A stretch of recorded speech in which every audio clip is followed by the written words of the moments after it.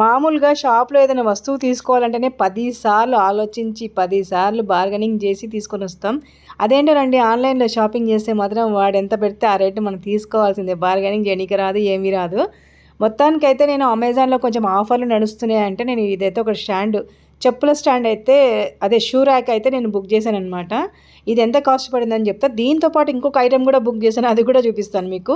First అయితే దీని గురించి చెప్తా. ఈ వీడియో మొత్తం నా బిడ్డకు అంకితం. అసలు నా బిడ్డ ఎంత కష్టపడి ఈ చెప్పుల అదే షూ ర్యాక్ అనేది రెడీ చేసినంటే చాలా టైం పట్టింది.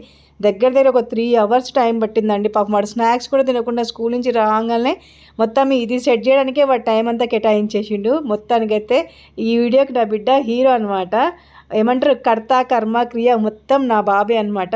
నాకు అంత నాలెడ్జ్ లేదండి, వాడుకున్నంత నాలెడ్జ్. మొత్తానికైతే ఒక 3 అవర్స్ కష్టపడి నా బిడ్డ మొత్తానికైతే ఈ విధంగా సెట్ చేసేసిండు. షూ ర్యాక్ ఇంట్లో పెట్టేసుకున్నాము. ఇంకా మొత్తం చెప్పులు షూలు అన్నీ కూడా పెట్టేసామన్నమాట. ఎట్లా వచ్చిందనేది ప్లీజ్ కామెంట్ బాక్స్లో కామెంట్ చేయండి. ఇదైతే 1600 పడింది అనమాట. వర్త్ అని నేను అనుకున్నాను, ఎందుకంటే అంత స్టాండర్డ్గా ఉంది. నెక్స్ట్ ఏం తీసుకున్నా నెక్స్ట్ షార్ట్లో చెప్తే వీడియో నస్తే